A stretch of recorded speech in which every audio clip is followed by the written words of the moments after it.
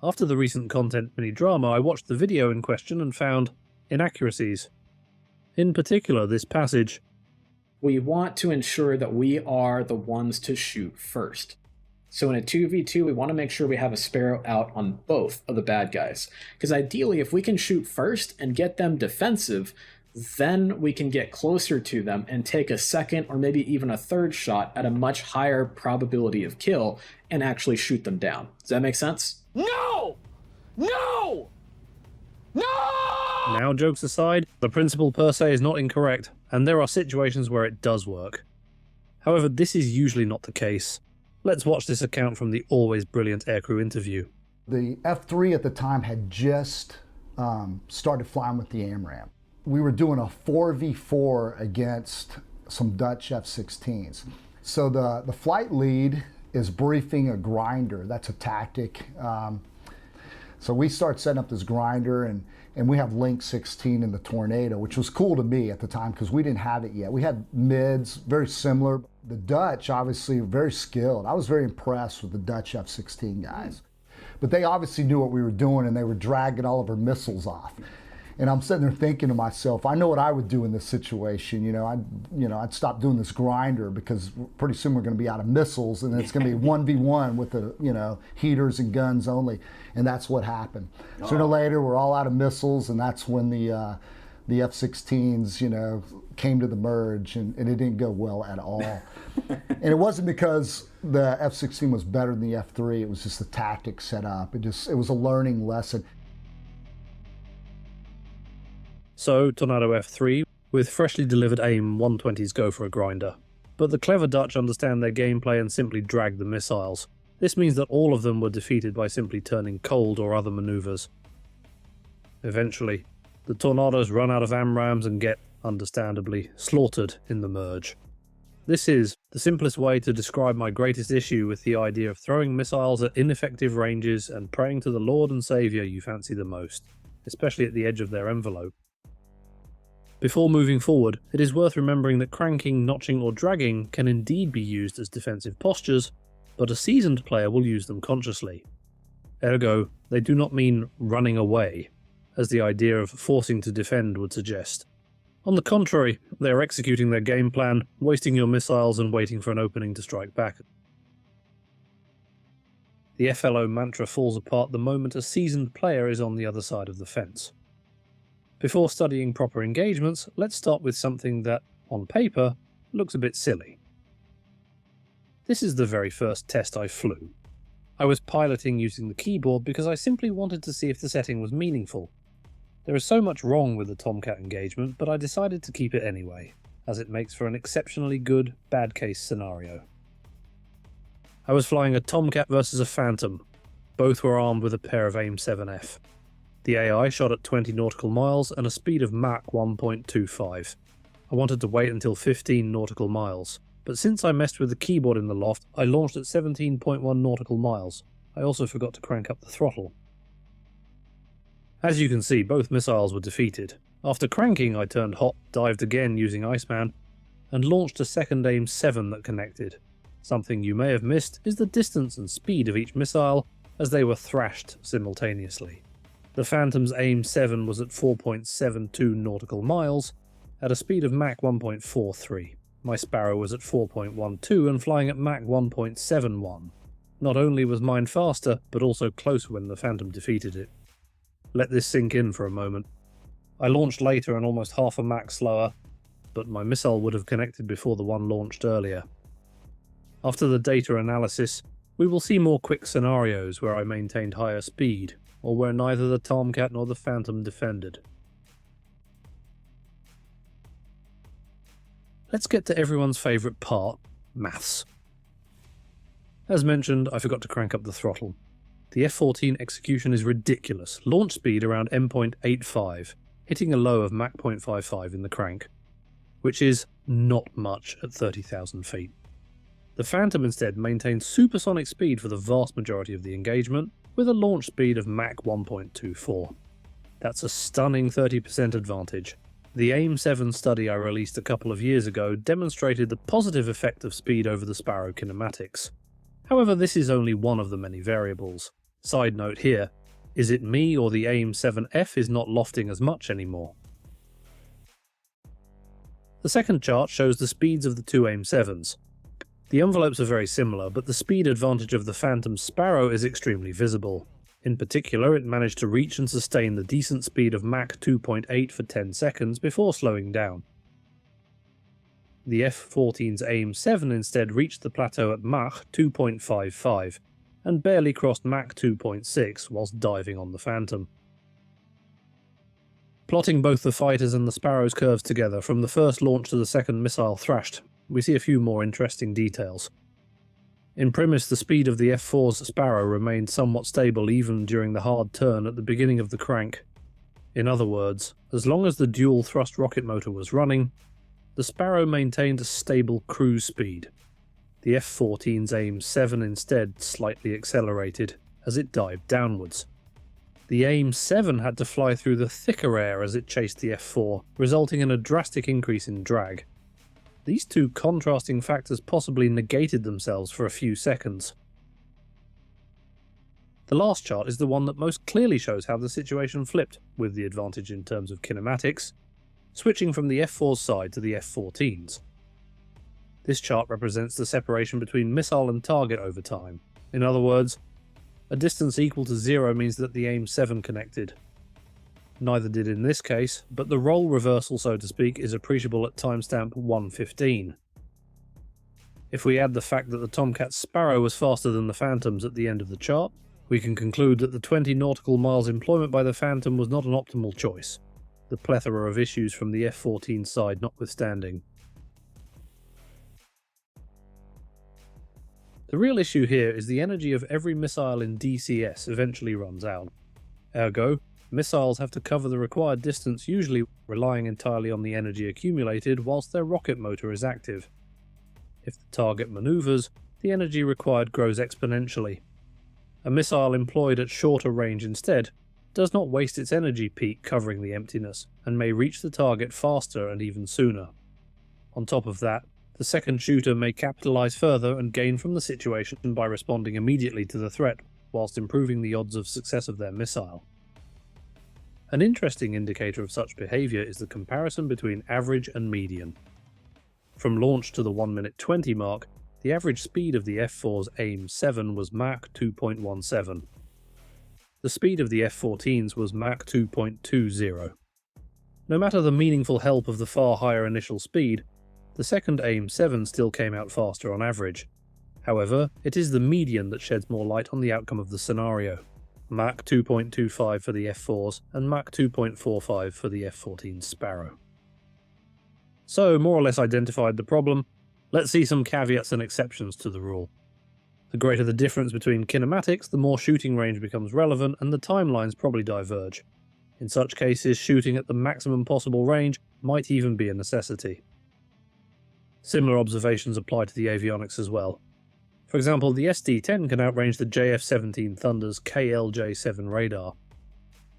Guidance and missile characteristics further differentiate and drive the choices of the crews, in premise, ARH versus SARH.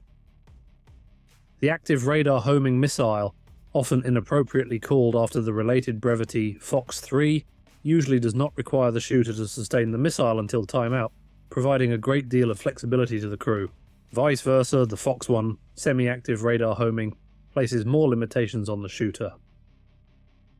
As mentioned earlier, the rocket motor of a missile eventually stops providing thrust and the missile decelerates. A technique to invest energy to increase range and speed exists: lofting. Some missiles take advantage of such capability by default, for instance the AIM-120 AMRAAM or certain modes of the AIM-54 Phoenix. Other missiles can instead benefit from the shooter pitching up.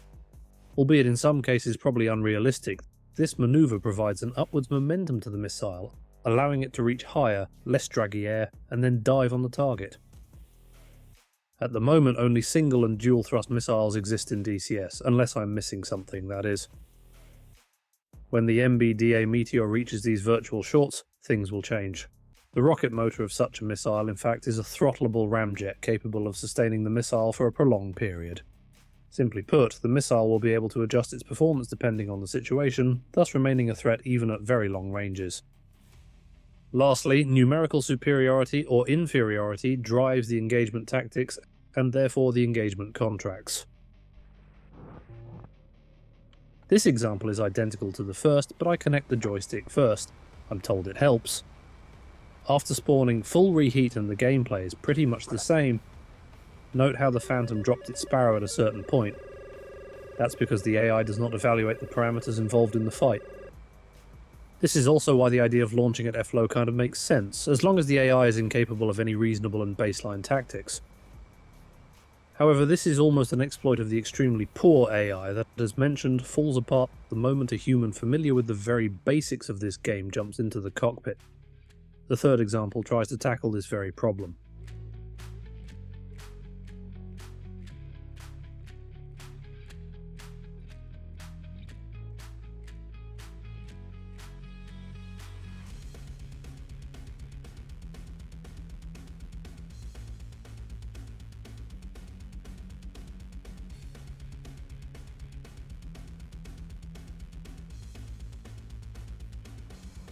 Another example.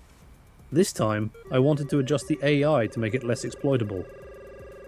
For this reason, I set them to passive defense, something I randomly did in my campaign as well to vary their behavior and mimic different capabilities.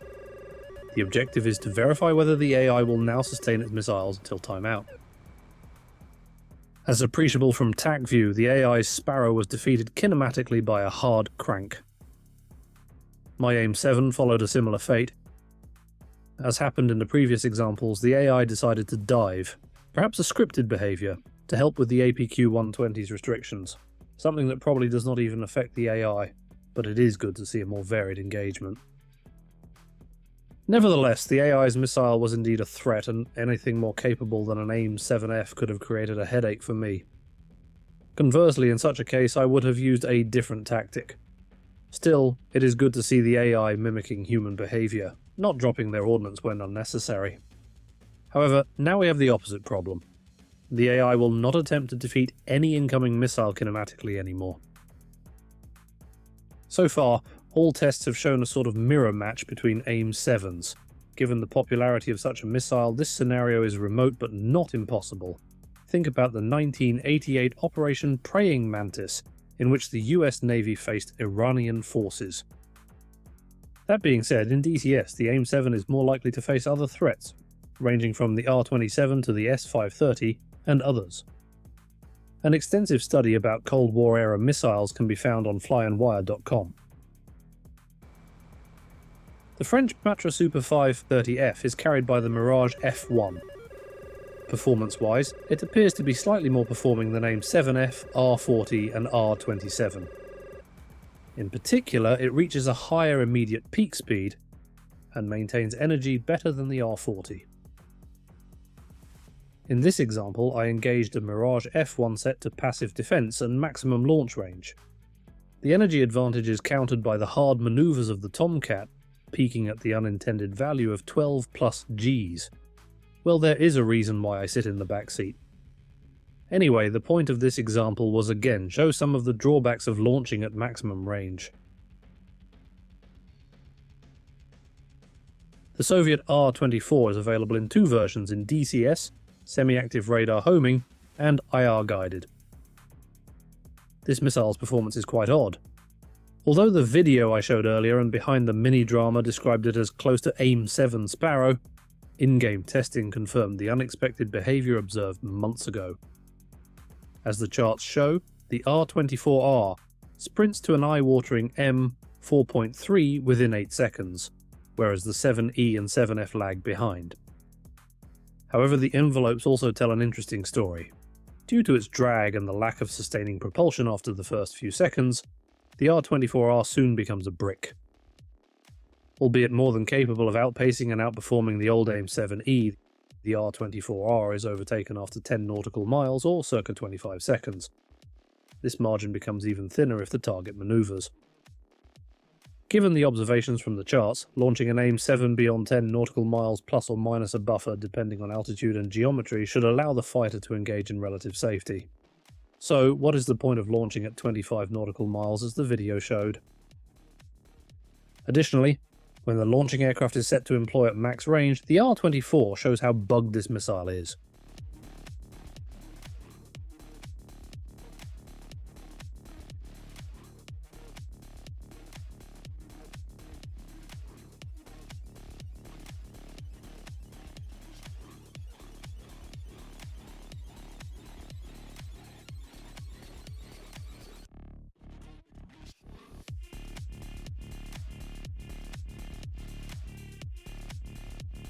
Only when the employment range is set to half distance does the R-24 start to become a vague threat.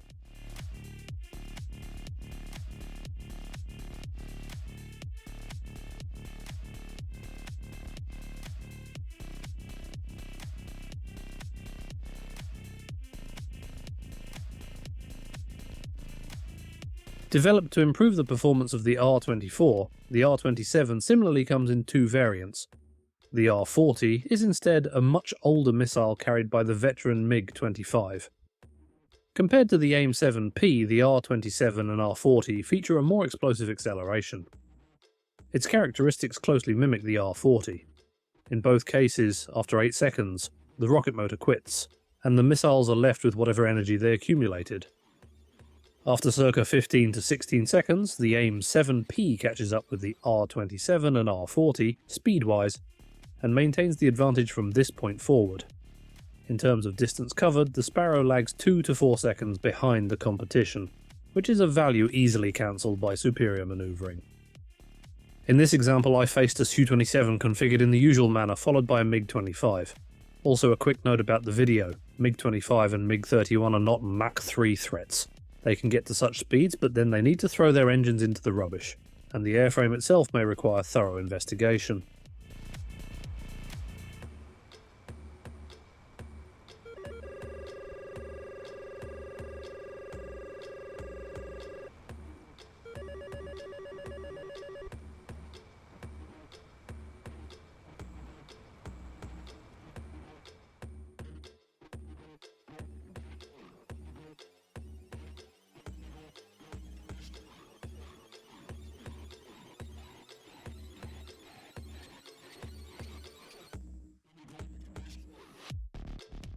The video mentioned earlier assumed a huge asymmetry and advantage of the fighter.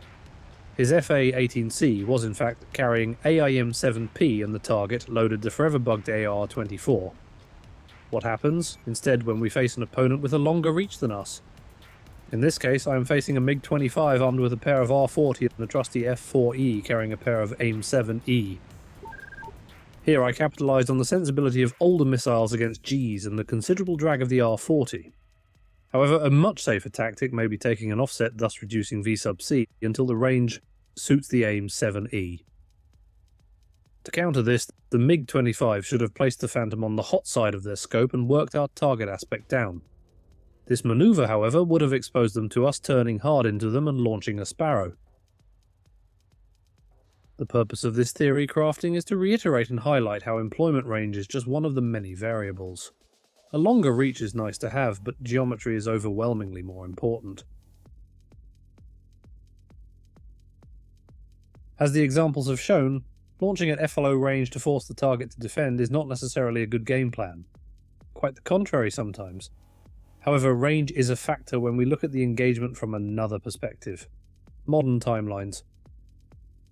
Although timelines were taught in schools such as Top Gun already in the 80s, they appeared in public documentation much later, and even later they have become a familiar concept to us gamers. By the way, I hope I have helped in this regard. Back to the main topic, when timelines and AIM-7s are discussed, we inevitably encounter a problem. As a former F4E Wizzo brilliantly put it once, the AIM-7E and 7F were considered de facto all-aspect AIM-9s. Ergo, relatively short-range missiles, even the 7F. The video in question tried to justify long-range employment with the idea of executing a launch-and-leave tactic. But, given the relative short range and mediocre characteristics of the Sparrow compared to modern missiles, this plan can leave the fighter in a perilous position. Let's see an example, F-14 versus F-15, both armed with AIM-7MH. I launched at 23 nautical miles.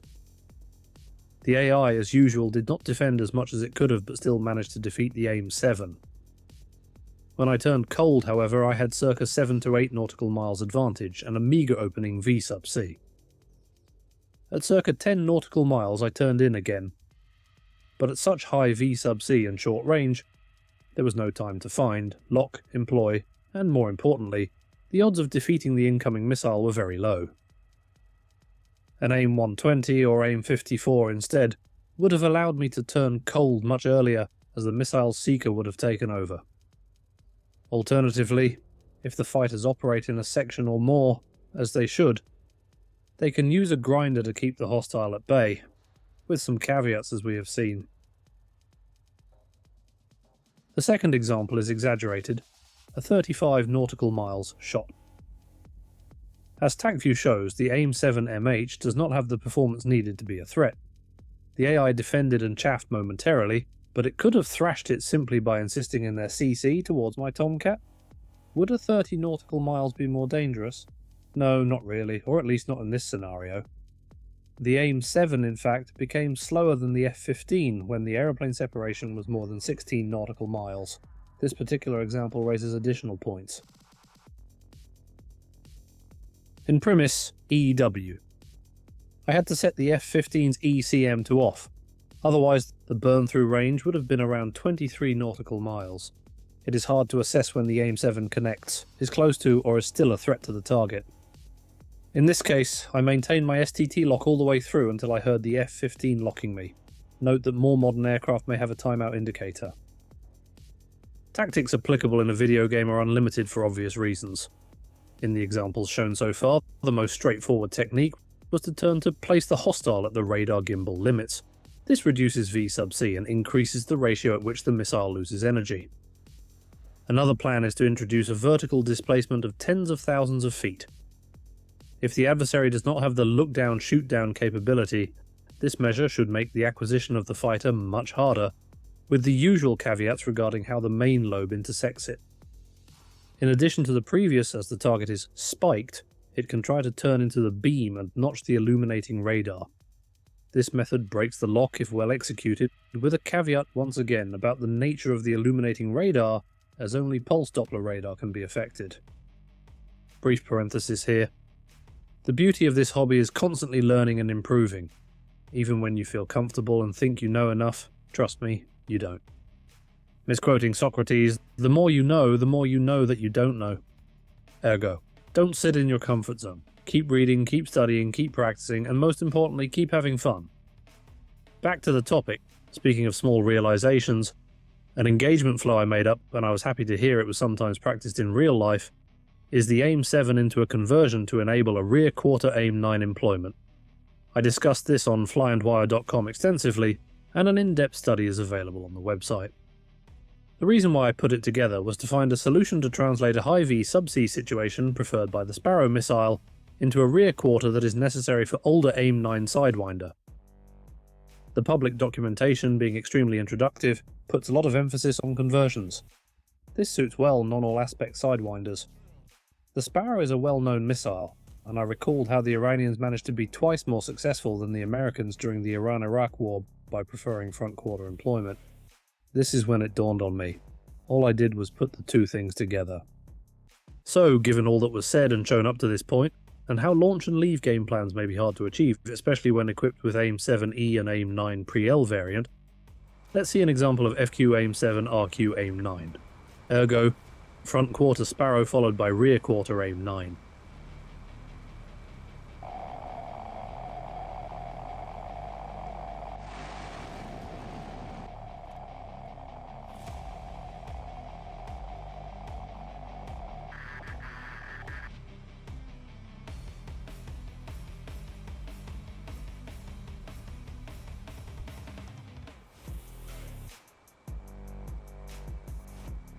After a FOX-1 at the usual 15 nautical miles, hard left to start grinding down the aspect.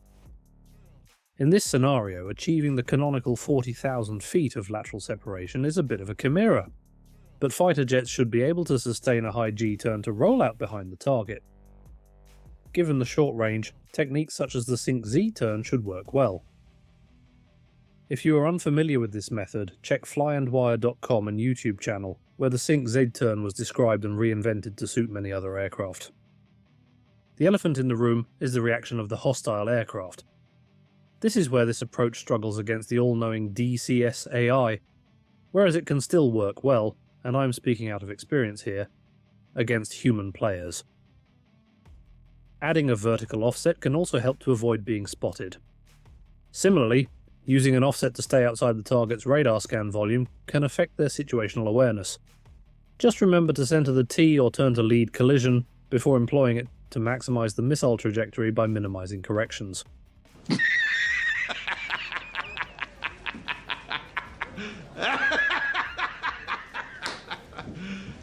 You serious?